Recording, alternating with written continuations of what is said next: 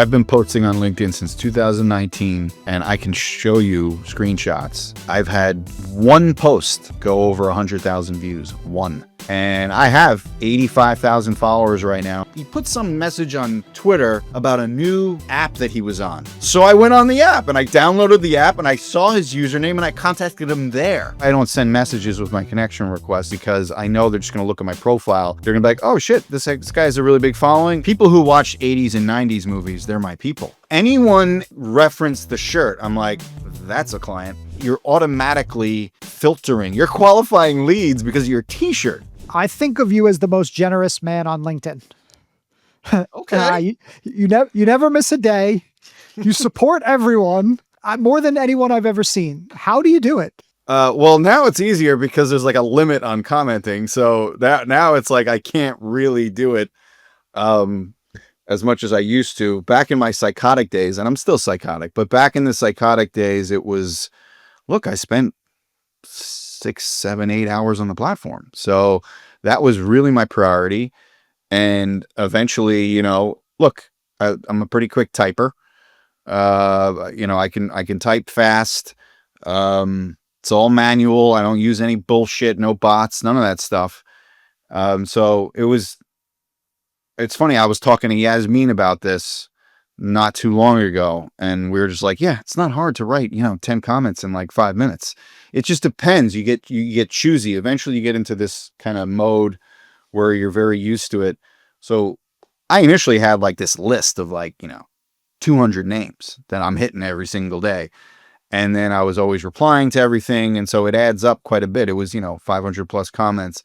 Today, I don't even do more than 100 comments daily, which I say that and as if it sounds like nothing, even though I know that's not nothing. But because you can't.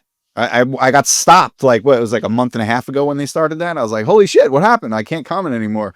I don't know why that exists, but I understand that they're, tackling AI and robotic, behavior. So it's unfortunate that like I'm compared to a bot, because that's basically what happens. If you're commenting too much and the pattern looks whatever, if you just keep commenting, I guess I look like a bot. And I understand that. And it's not like they can be like, okay, Nat's an exception. Like that's not how it works, right? It's a machine. So anyway. So talk to me about how you're using comments strategically for your business though, right? Because I think that's where the disconnect is like, there's a lot of people that tell you, oh, go on LinkedIn and comment. The comments are so important. You need to give comments to get more visibility and this and that. But like, there's more of a strategy to it than just like comment so that other people comment back and that you reach more people. Like, give people the actual like why behind why you spend all that time and invest all that time in commenting. Sure. Well, the thing you just mentioned actually does hold true, right? There's a couple sides to it, right? One is to literally grow your account. And so you are building relationships with other creators that are busy on the platform that can boost your account if they're commenting on you and you're in their web, right? So like you comment, someone else sees the comment you made, et cetera, et cetera, et cetera. So there is that element to it. But as you grow and as you want to make money, it's just a relationship builder. Like, period. Like that's what comments are very, very useful for. And so does it always work? No, not always. But you find someone's profile, you see something interesting that they wrote, and you just write a thoughtful comment. And they may respond, they may not, but you keep doing it every day. And eventually you're going to hit, new relationships and you're going to meet new people. But for me personally, if I was at the very beginning and I had like no following, no nothing, I'd be using comments to grow my account. As you grow and your authority grows on the platform, then commenting is actually, it's easier, because what will happen is if they don't know who you are, what are they going to do? They're going to look at your profile. Same thing as when you send a connection request. That's why I don't send messages with my connection requests, is because I know they're just going to look at my profile and they're gonna be like, oh shit, this guy has a really big following, and maybe they'll scroll my stuff, and if they like it, they'll accept my connection request. Like these days, I barely send any out, but well over 50% accept. So comments have a very similar, a similar function as just hitting the connection button, but you don't have to use up all your connections. Like for me, unfortunately, I have like, I don't know, 26,000 right now. So I don't have that many left. If you're sending connection request blank, then, so you're saying like, you're just going to send connection request blank. What does the next step look like once somebody accepts? Yeah. And blank, I mean no message. Doesn't mean the person I'm sending it to is random, right? I just want to make that clear, as you well know. An important But distinction. yeah, no, it is important, right? Like I'm not just because, hey, 5-6 years ago, that's what everybody was doing. They were just, hitting the button, just go, go, go, go. I mean, that's what I did when I first started. I didn't know what the hell I was doing. And so that's why I have 26,000 connections, and I don't feel like culling the list and like, doing anything drastic. I just leave it alone. And now I'm just very much more selective. But, that is the $1,000,000 question, right? Like, what do you do after someone accepts that request? Well, I have a specific script that I use, and it's never changed. It hasn't, not never, but it hasn't changed in probably over a year. And it literally just tells them, this is such an underrated thing. I thank them. That's the first thing I do to everybody. I just say thank you. Hey, thanks for the connection. Really appreciate it. Right. Followed by a very brief description of what I do. And, I mean, I can, hold on. Where is it? You're going to read it out to us? Are you going to I don't reveal care. the secrets? It's thanks for the connection. I just want to say I really appreciate it. It means a lot to have people tuning in and reaching out. I write Monday to Friday, 7 a.m., mostly aimed at executives, founders, and operators who want to grow a targeted audience, but without the vanity, just business. If anything ever sparks a thought or a question, my DMs are open. No pitch, just human. And I point out that I'm not a VA or a robot. That people tend to like that. And then it just says Nat. And my protocol for that is anytime someone responds, I will then move it to trying to get them on my webinar. If I were doing a high ticket and that were my primary sales mechanism, I would want to move it to a call. But in that case, I would probably do some more qualifying questions like, hey, what's going on right now? Where are you in your business? Are you looking to do X, Y, and Z? Da, da, da, da. But currently where I'm at is I just care about getting people into my webinar. So the nice thing about the webinar is it's never salesy because it's free. So I could just be like, by the way, if you have any interest, I do these webinars every 2 weeks and da, da, da, and that's it.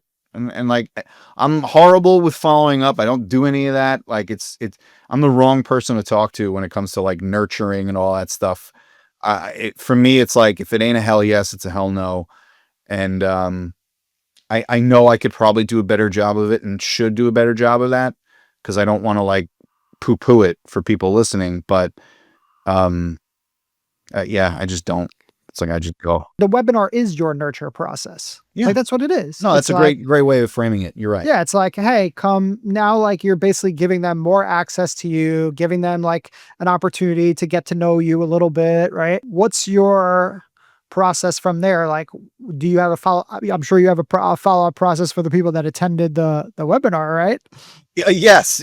So that's where it becomes more granular, right? And scientific, so to speak. But so the webinar itself, it's always on the same thing. I help people with their, profiles, optimizing their profiles.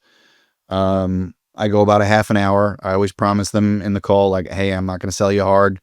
I don't. I give them literally like less than 5 minutes. I show them this little sheet of like what we offer. I'll then put it in the chat in the Zoom call, like the file. I'll give them my email address. That's it.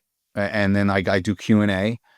And then basically after, and I let them know, it's like, don't worry guys, you're all going to get a recording of this, right? That's the step I take. We send them a recording of the webinar.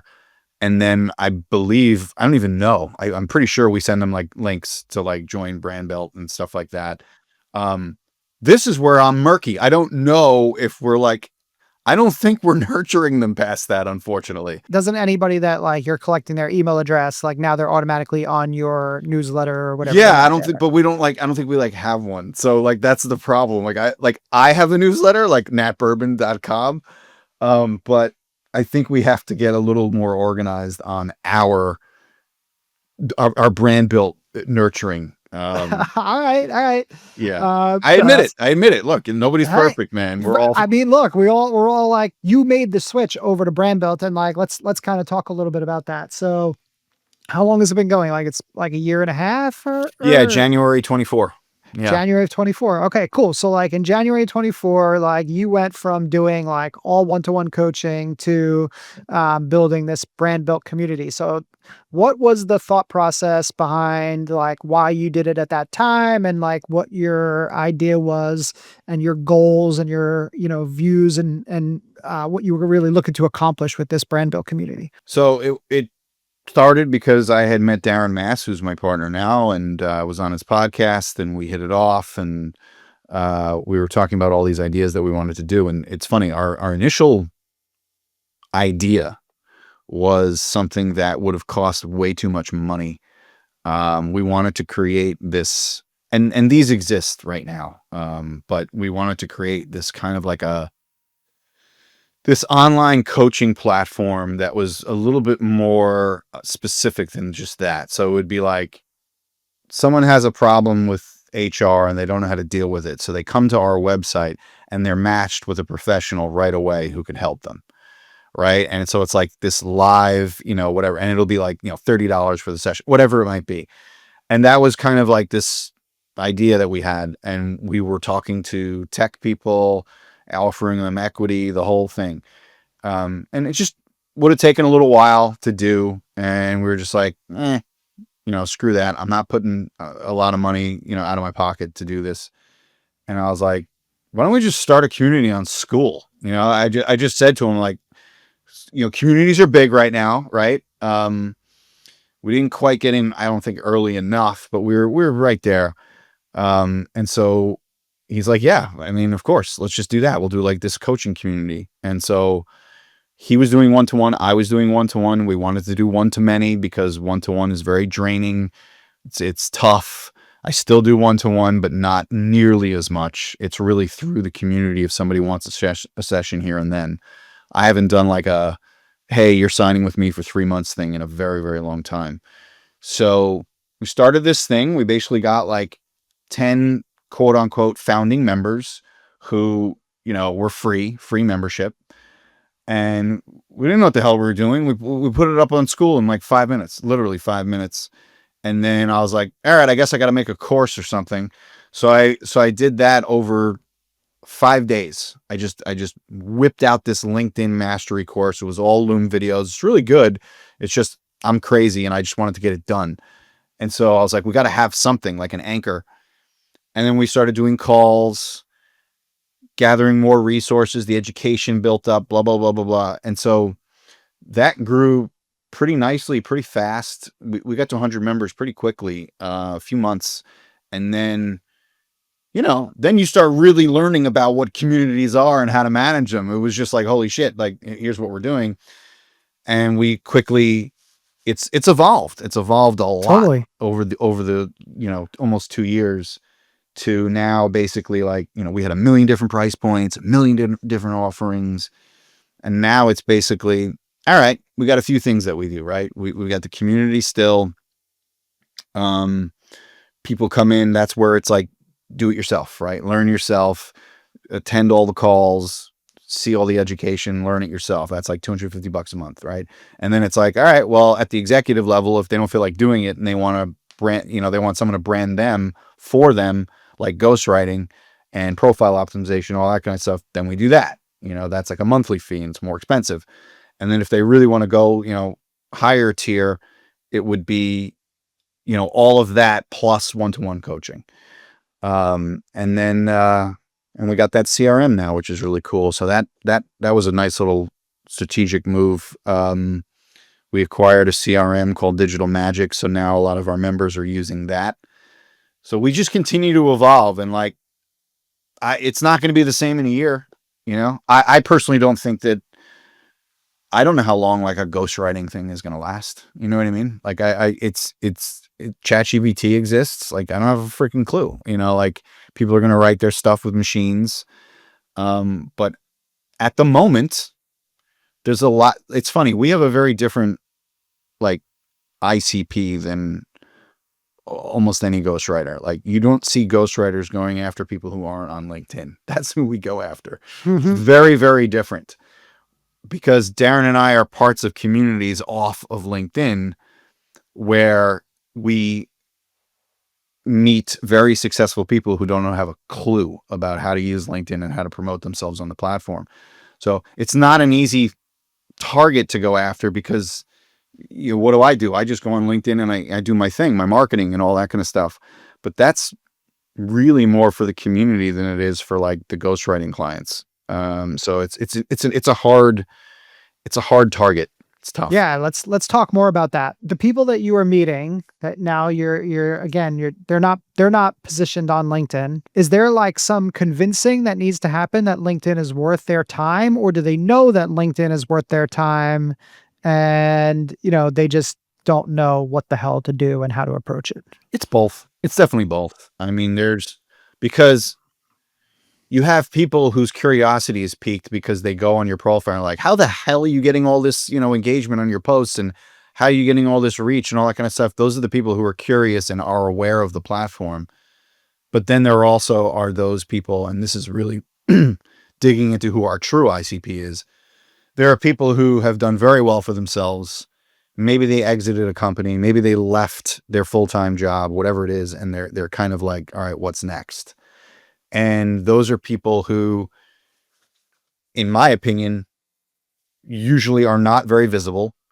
And it's whether or not they even want to be visible, right? Because a lot of these people made millions of dollars and you don't know who the hell they are. And like, they prefer it that way. But in Sure. today's day and age, that's certainly not the case for everyone. A lot of people are like, damn, I got to get out there. I need this industry to know me. I need to be positioned as an authority, et cetera, et cetera. And so then it's a little bit of an easier sell because you're not really selling. It's like they already want to do this. And it's like, hey, okay, we can help you, especially if they don't have any time. So yeah, that's kind of how all that came to be. And look, Darren was a very successful businessman prior to us meeting. And so he was part of a lot of networking groups. I did pretty well for myself in a different business. And so I have some inroads into people in that industry. So that was a time thing. You know what I mean? Like I've been around, 20 years working for myself, six more after, before that. Darren and I are about a year apart. So same for him. Unfortunately, there's no substitute for time and relationship building. Um, I don't know if I'd recommend somebody who was like 25 years old, who, just starting a branding company and they were like trying to go after like post-exited founders. Like that ain't happening. Maybe, but good luck getting into those groups. Like it's very rigorous to even be part of like a networking community of these kinds of people. I was part of one where it's like, they looked at my finances and my background and like, it's no joke. But we're going to keep pushing that as long as we can. But the nice thing is these people are finding their way onto LinkedIn. Someone's telling them, hey, you got to be on there, or you got to be on here. But another, pause and stop sign, right, is that, and you've seen it as well, and maybe this is a good segue, is that like, look, organic reach drops on every platform. It goes down everywhere. So what's nice is, and what you and I had talked about previously is like, hey, I'm starting to grow on TikTok now. I'm starting to grow my YouTube. I'm trying Instagram, which is a pain, but I'm still trying. But the nice thing is, hey, we have a lot of different skill sets, the people in our community and the people that run our company. So now it's like we've gotten involved, and hell, we've worked with you on this, right? We now do things like Facebook ads, teach people, you know, best practices on some of these platforms as I learn. That's one of the coolest things about our community is that every time we experiment and every time we do a project, we just tell everybody what we're doing. and we're just like, learn with us, right? Like, and that's Yeah. what we try to do with, we try to learn from our members as well. But every time we do something, we're like, here's what we're doing. If you guys want to learn about it, let us know. Yo, if you are a founder and expert who really understands how important video is to grow your business, but you don't have time to mess around with cameras, write scripts, do video editing, or blow your entire budget on a fancy film crew, that's exactly what we help with at Video on Easy Mode. You are literally watching how it works in this episode right now. We make it easy to create high quality, natural video content to help you grow your business and grow your brand without leaving the comfort of your home or office. So if this sounds like something that your business can use right now, either scan the QR code or hit the link in the description. It's all remote. All you got to do is show up to a virtual studio, hang out with me for about an hour, and you're going to get a month's worth of videos. And let's get back into the interview. That's building in public, man. That's the way, Yeah. that's the big strategy. I had Alana Sparrow on here and she was talking about the same thing. It's just like, just share, share what the heck you're doing in your own business. And I'm pretty good about that too. It's just like, here's what I'm working on. And the way that I've been doing this, like, and kind of taking it on a little bit of a deeper level is through my email list, right? So like the people that are on my email list, like they're getting like a nice behind the scenes of like what I'm doing. Like I'm talking about, okay, this is what I'm doing and this is how I'm doing it. And this is what's bringing in revenue. And this is like, this is where I'm losing revenue and all that. Right. So I'm kind of giving people like that, a little extra sneak peek into, again, like what it's like to build a business like the one that we are building, right? Yep. So let's continue on this path of, you got these guys who are not on LinkedIn and you need to bring them to LinkedIn. Like, how are you approaching those conversations, right? Like for the people that aren't necessarily convinced, what is the kind of deciding factor that's making people say, okay, like this is something that I'm ready. Let's do it. There's two kinds, right? So there's two kinds of people. There are those who aren't really looking for ROI from a revenue perspective. There are those who are really just looking for someone to post their stuff and they don't have time, right? So those are my favorite clients, Yeah, obviously. sure. So you've got that group who they'll specifically tell you like, look, I just want to look good. You know what I mean? Like I want to sound like an authority. I want my content to go out. But we also tell them like, okay, but if you want to grow on the platform, you better do engagement, right? There has to be a consistent schedule here. And most of them have VAs doing that. So we work with the VAs to kind of help them along with the commenting and all that kind of stuff and sort of give them a roadmap. But then there's people who are probably more like what your question is directed towards is the folks that actually want to build a business and get clients and make money, right? And to that, I'll say, our main message to those people is like, okay, you can go on LinkedIn, you can join a certain group and you can grow your account by 100,000 followers in the next 6 months. You can do that. That is not what we do, right? We don't give two shits about how many views your posts got. All we care about is you reaching the right people and starting the right conversations. So everything that I just mentioned to you before that you were asking me, which is like, you connect with someone, what do you send them? How do you get them into the, that's exactly what we pitch to these people, is the same process that I just mentioned to you 10 minutes ago is like, well, here's what we do. So-and-so, right?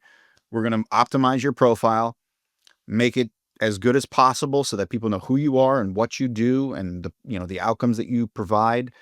But then we're going to create a content strategy so that you are targeting the exact people that you want to go after. And after the content, then we're going to teach you how to filter through all of your potential leads and reach out to them. So it's like a 3-step process. And that's usually what kind of convinces them or gets them over the top. And we're also very honest and like, hey, by the way, you're not going to see shit for a couple of months. It's not going to happen. You know what I mean? Depending on where their content is at, depending on where their profile is at. But it's a mixed bag. Like we've had people, it's like, oh my God, I just got a client, like a win in the first week with that post you helped us with. And then there's some people who are like, slowly stringing along. It happens. It's natural. So. Yeah, I've seen, creating content for the last 4+ years online. Like I've seen a lot of people kind of take off, right? Yeah. And I feel like everybody gets to this kind of point where growth really accelerates. And for some people, that's early on. They'll very quickly go from 3,000 followers to 50,000 followers or whatever it is, right? Other people, like, they might get to 10, 15, 20,000 followers, and then, like, seems like the next day they're at 100. So it's like, I feel like everybody ultimately, like, reaches, like, a point where they hit that, like, hyper growth. And some people hit that hyper growth, like, a little bit early, and some people hit it a little bit later, but it's not even, again, and some people never hit it at all, because the hypergrowth is not what's really important as far as like audience size or views or anything like that. There's people on LinkedIn right now who have 2 and 3,000 followers that are closing 5, 6, even 7-figure clients on the platform, right? But those people are willing to like kind of put their ego aside for the greater good of like that they're going to actually get clients, and they're not worried about going viral and stuff like that. Look, I've been posting on LinkedIn since 2019, and I can show you screenshots. I've had one post, I think, go over 100,000 views. One. And I have 85,000 followers right now. And you mentioned that growth, that quick growth. Like for me, it was first 9 months, 25,000 followers, right? And that's because LinkedIn was easy. You would Yeah, have yeah. been like a pig in shit because it was all video. That's how I grew. It was all video. Amazing. And I was crazy commenting and all. It was just like I played the game and it was very easy. So easy if you put in the work, right? Of Not course. literally, but you know what I mean? It was just time intensive. It wasn't complicated. And then I got hit like a fucking brick wall because I sort of laid off the platform for like a couple years. 2022, I was still in the 25,000-ish range. And it was Luke Matthews of all people who's like, yeah, your stuff sucks right now. Like it's not going to work on the platform. And he kind of set me straight because all these young people were coming in, growing really fast. I was like, what the hell? This person's got 1,000 followers and all this engagement. What is going on? Like I'm doing horribly. I was still posting twice a day, doing my normal routine. And then I started looking very closely at everyone's content. I was like, oh yeah, like now I see what's going on and why I'm getting my ass kicked. And then it was like, you mentioned the hyper growth. That's what happened to me. It was 6 months of slogging, like just crap. It was just like I was figuring it out. And it was like 2023 ish, where it was like, boom, it went from 25,000 to over 60. And then it was like, then LinkedIn was like, all right, we're putting on the brakes for everyone. And then I grew like whatever, another 20 something. Now I'm where I am. And like now I barely have days where I'll sniff 50 new follows in a day. I haven't hit 100 new follows in a day in I don't know how long. It's been forever. It's been a while for me too. Yeah. Because I was growing pretty good, very solid numbers. By the beginning of 24, I had gone from, in 23, I had gone from like 2,000 to like 14,000 or Yeah. something at the beginning of 24. So I'm like, if I continue to grow at this rate, I'll be at 50,000 by the end of the year. Yeah. Right. I haven't even hit 25. We're 9 months in and I haven't even hit 25, right? It's just, they definitely pulled back on the growth or whatever. And it's a different platform, but that's what happens all the time. I mean, when I was on Instagram, same thing. Like, we get 5,000 views on every post. And then all of a sudden, Boost Post came out and it was like, your 5,000 went to 500 real quick. This is not new, right? In 2012 or 13. Okay. So I have a history with all this stuff. So I'm well aware of these patterns. It was Facebook. I used to have these pages where I paid like a penny for a fan because I put out ads, and I had these pages that were like 400,000 fans. I still have them today. And you would post one link, you would post a link to your website. You'd get 10,000 visits to your website. And that's a lot of money in ads, right? Today, that same link would get like 5. Yeah. Like I'm not even embellishing. It Yeah. would get like 5 visits to the website. So you had that. Then what happened after that? SEO. Same thing. I had a website getting over 70,000 organic visits a day. And it went down Oh, to around 1,000 now. It's at 1,000. Yeah, And I didn't do anything wrong. I didn't do anything different. Nothing. It just, it's the nature. This is what happens. Companies want money. They want people on their platforms. They're not sending the traffic out. This is the way things go. And the next wave of this is going to exist with AI companies.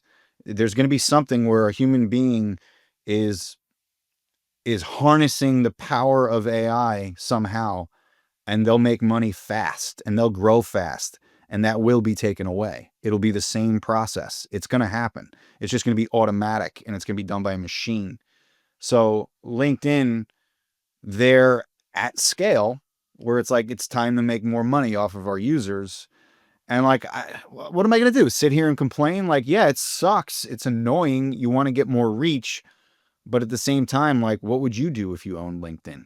What would you do if you owned a billion user social media platform? That's also public, and you have to answer to shareholders every day and make more money. I'm not justifying it and saying like it's okay and that I would act the same, but I also have no right as a user to be like, burn him at the stake, and LinkedIn is destroying us. And it's not. It's a it's business, business. It's and you have to business. go in there with that attitude and know that like, hey, I have to squeeze out every drop I can. And you mentioned something like newsletter, right? Or get them into a community or something where those people are still yours. It's like, hey, to every user on LinkedIn right now, download your contact list. You can. That's one thing that LinkedIn allows you to do. You can export it into a file, like, because otherwise, when the shit hits the fan, like, you're nowhere. And that's That's why it. it's like, there's also another really tough question, which I'm curious what your opinion is on this too, Danny, is that people will say this a lot, and I happen to agree with this. You really should go all in on one platform before choosing the rest, right? And I did that. I chose that with LinkedIn. In retrospect, it should have been YouTube 15 years ago, but whatever. right, I mean, I think everybody probably feels that way. right. But so I'm thinking the same thing. I'm like, yeah, no, that makes sense. But you are technically taking a risk, because if you're going all in on one platform and that platform says bye bye, you didn't have anything on the others, and you really are kind of starting over because every platform is different. So that's a tough one. It's like, at what point do you diversify? For me, that point is always the point at which you start seeing a diminishing return. As soon as I saw LinkedIn doing what it was doing, this is a year ago, albeit I did it crappily, right? I basically was using like Opus Clip and just half-assing everything. But I saw that, over a year ago. I was like, uh-oh, you knew it. Like, this is not coming back. Like, maybe it will. And if it does, wonderful, but I ain't counting on it. So, and one nice thing is that, it forces you to use your brain a little bit. Totally. Instead of just being a robot and freaking posting content every day, thinking like that's just going to pay the bills for the rest of your life. Then you start thinking a little bit differently. And you're like, oh, maybe I should do this and maybe I should do that. And like, all of a sudden, Brand Built survived and kept going because we started taking advantage of our networks outside of the platform. So who the hell knows where it's going to go? But like, one thing I never do is stop. I don't stop. Like, I am constantly trying to, like, literally yesterday, I read this article. I always look at Google and on my phone, like at the end of the day, and I just, like, it's whatever the feed is. It's like Google News, and I just look at what it is, and it's usually like 7 or 8 articles. I'll pick the ones I like and I just read them. And yesterday I saw this article about this kid in Fayetteville, North Carolina. Not too far from you, I guess, right? You're in South Carolina. Well, I mean, I'm sure it's not close, but whatever. I have no idea where it is, but it's And probably so not there too you go. bad. Okay, perfect. So, but it was this cool article. It's like a local article about this guy who, his name is Marion Battle, and he started a vending machine business, and he's hungry as hell. 23 years old. He won 2 government contracts to place vending machines. I don't know how the hell this guy did it, and he already had like 2 or 3 that he just started on his own with his own money from scratch. He buys all his products from like Costco, right? He restocks his inventory all through Costco. But then he got these like contracts. Now he's like 140 of these vending machines. But here's the point of the story is this. I didn't stop there. I contacted him and I said, "Are you looking for investors?" That was my way to be just, get his attention. And we're talking next week. Like that to me, that's how you grow as a person and as a business. And you do not need, LinkedIn for that. You need an internet and a connection and the will to just like reach out to a person, and like this guy's 23, like he could be the next, I don't know, with vending machines. So, but one thing he doesn't have that's going for him right now, he doesn't have a brand. He doesn't have a personal brand. He's got great stuff on Instagram, I will say that. And those videos are actually getting a lot of views. But someone like me and Darren, right? You never know. We can help this guy and like, hey, maybe there's an exchange for equity there. I don't know if you're listening, Marion. You know what I mean? So it's like, but I think human beings have gotten away from that stuff too much. I'm not saying you have to go like walk around New York City and knock on every door and differentiate yourself by handing out a t-shirt and saying, here's our company and this is what we do. But like, just think a little, and like take an extra step. I know I got a little off course here, but I love the Marion battle story, and and you're gonna have to come back because you're gonna have to fill us in on like what ends up happening, especially if something like if that goes somewhere. We definitely need to like follow up on that story. oh, I'm sorry. Um, His name is Kelton. My bad. Kelton Battle. Kelton. Kelton battle. Okay, Kelton battle. Kelton. Yeah. He literally wrote to me, "Hey, Mr. Berman, I am Kelton Battle." He called me Mr. I was like, God damn, I'm old. And it was just really funny. He literally Well, wrote, shout "Hey, out to Mr. Kelton. Berman." Shout out to You know how I got in touch with this guy? It was Instagram. There was no way to reach him. I saw the article. It said he runs a thing called Hungry Snacks LLC. And I was like, how the hell do I get in touch with this guy? And it was the only way was Instagram. I sent him a direct message on Instagram. We went back and forth for like a couple of minutes. And I was like, drop me an email. And I gave him my personal email. And he literally wrote one sentence. "Hey, Mr. Berman, I am Kelton Battle." And I wrote him back. I said, all right, I'm available next Friday past noon. Get back to me. So technically, I think I'm talking to him next week. I don't know yet, but I'm sure we're going to talk. It's really interesting because basically you went above and beyond. Like you took the extra step. You did something that most people are not willing to do. And that's what is going to get you ahead in business, right? Like, I have like a very similar story about reaching out to Leah Turner when I first started on LinkedIn. Like the way that I got myself out there was because I reached out to Leah Turner on Twitter because she wrote a tweet about her videos on LinkedIn. And she was like, my videos on LinkedIn are doing better than all my other posts in a strange turn of events kind of thing. And then she wrote this one sentence that said, too bad I hate doing them. And I was like, that's my door. That Yep. she just opened the door for me. So I reached out to her, not on LinkedIn where she has 200,000 followers. I reached out to her on Twitter where she has 2,000.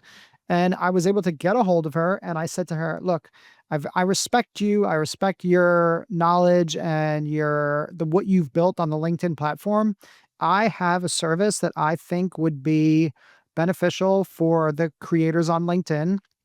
Do you mind if I just share it with you and you can give me your expert opinion? It'll only take you 2 minutes. And she was like, yeah, sure, go ahead. And sure enough, she was like, I think people should be lined up to buy that. And I was like, cool, want it? And I'm like, and I don't want you to pay me. I'm going to do it for you for free. I will give it to you for free. And I'm like, all I ask is that if you like the service and you think it goes well, that maybe you drop me, you tell some people about me, maybe you write me a nice testimonial. And I would very much appreciate that. I did the session with her. And it took months and months for this to happen, by the way. She booked right away, but then she was having work done on the house. And she was like, oh, I got to delay this. So like, it took like 3 months before she actually booked the meeting. And then she actually gets the videos back in between when we did, when I got her to commit to this. And, when she ultimately shared the video, I shut the business down. Because I'm like, this business is not making any money. I'm like, I'm done. I'm going to go back to coaching. I'm done with this. I'm done with this video thing. And then sure enough, she posts the video on LinkedIn. This is like, again, 5 months after the first initial conversation. I remember when you got her. Yep.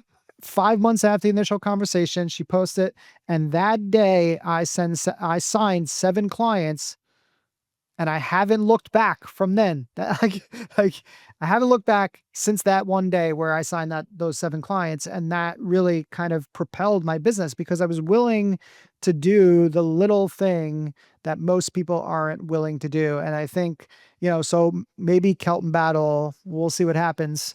It could be nothing. It could be And nothing maybe either. not. And maybe not. But like I remember that Seth Rogen thing where he's like, but if you don't, then nothing happens. You know what I mean? It was that video he was talking about, like people trying to make it as an actor. And he's like, yeah, most people won't. But if they don't keep auditioning, they're obviously never going to get the role. And the best part of the story, I think, for both of us, how long did it take you to contact her? 5 seconds. 5 seconds. Right. All you did was take a teeny tiny extra step. And those teeny tiny extra steps, if you take enough of them, one of them's going to hit, man. It's going to. And that's the coolest part. Like I got in touch with Mark Cuban one time because I was willing to actually write something, but this was not a long thing. He put some message on Twitter about a new like app that he was on. So I went on the app and I downloaded the app and I saw his username and I contacted him there. He got back to me in like less than an hour. It's not as though this is like one of those stories where like now I'm in business with Mark Cuban. No, nothing happened. Nothing. But it was pretty cool that dude like got back to me because I took a little extra step that took no freaking time. It was like a minute, it was not long. There it is. You never know. You never know. That's it. That's it. Well, I'm going to end there. Although there's one thing that I didn't get to talk to you about. So like, let's do this one more thing real fast. And then we'll close out.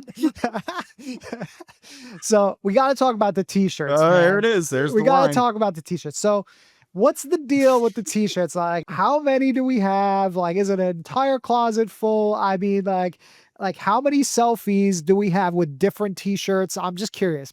Yeah. I don't know, 150 maybe a little more than that. Like, so I happen to love, as you know, 80s and 90s pop culture, mostly movies and TV. And so how I got started on LinkedIn was, first of all, I don't like wearing any nice clothes. That's just me. I just want to wear t-shirts all the time. So when I did my first video on LinkedIn, I was in my backyard and I was wearing a t-shirt. And then I just kept doing that. And then even in the winter, I kept doing it. I was like, this will be a really good gimmick. I'll be the t-shirt guy like in the snow. And so people started to get to know me as like this t-shirt guy. And from that point on, as I personally got obsessed because I loved getting more and more shirts. I was like, I don't want to wear the same one. I want to wear a different one every time if I can. And so what I started to do was I would order 2 t-shirts every month. And that's what I do. And I haven't stopped since, I don't know, 2022 or something like that. So at, that 3 years, that's what, 75 shirts or whatever, plus all the stuff that I had before. So I don't miss a month. I get 2 every month, and that's what I do. And that's the story. Yeah. It's cool though, because it's something that's like unique. The nostalgia of the t-shirts, like it catches people's attention, especially like when it's something that they already relate to, like you were wearing that Rockford Peaches shirt from, League of Their Own or whatever. And I'm just like immediately I'm like, oh, I love that shirt. I love that movie. See, you also bring up a very good point. Something that only over time became more intentional that I didn't even realize when I started doing it. People who watch 80s and 90s movies, they're my people, right? Think about it. They're in their 40s and 50s. So let's say I write a post and it gets 400 comments. There'll be like 3 that reference the shirt. I'm like, that's a client. You know what I mean? Like that. So it's kind of cool. You're actually you're automatically filtering, you're qualifying leads because of your t-shirt. It's pretty cool. That is pretty cool. That's freaking amazing, actually. I love that. I love it.